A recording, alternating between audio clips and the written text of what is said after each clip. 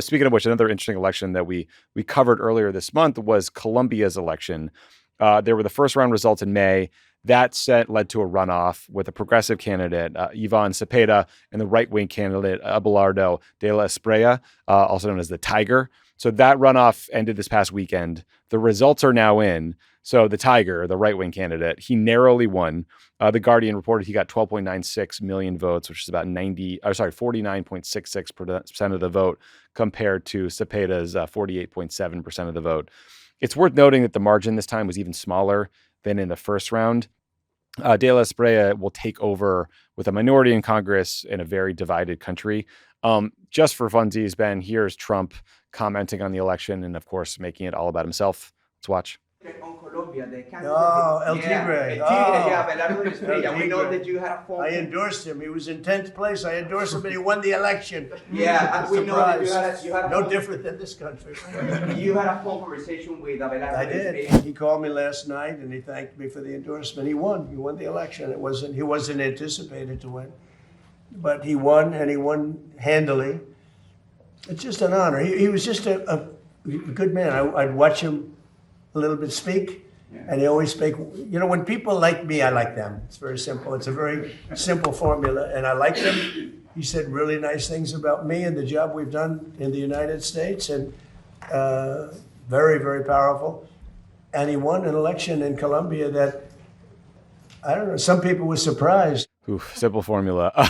And then again, just for fun, here's De La Espriella's workout routine that he posted on Instagram.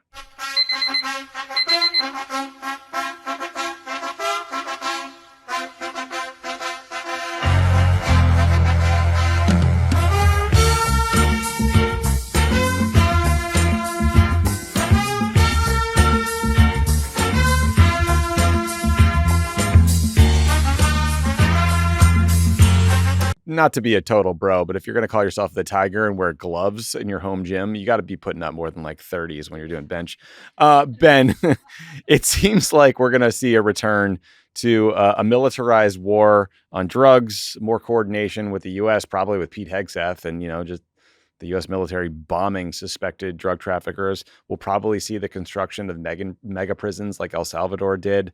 There's all these lawsuits against the press from the Tiger. What do you think about these results and kind of what it says about the future of the U.S. relationship with Colombia and sort of Colombia's role in the region? I don't feel good about it. I mean, first of all, we should say this is not about Trump. I mean, it's not like they're voting for Trump. I think if one of the things that is clear is in Colombia, as we've seen in other countries, Ecuador, El Salvador previously, there are real concerns about security. Yeah. There's Violence, a sense of insecurity.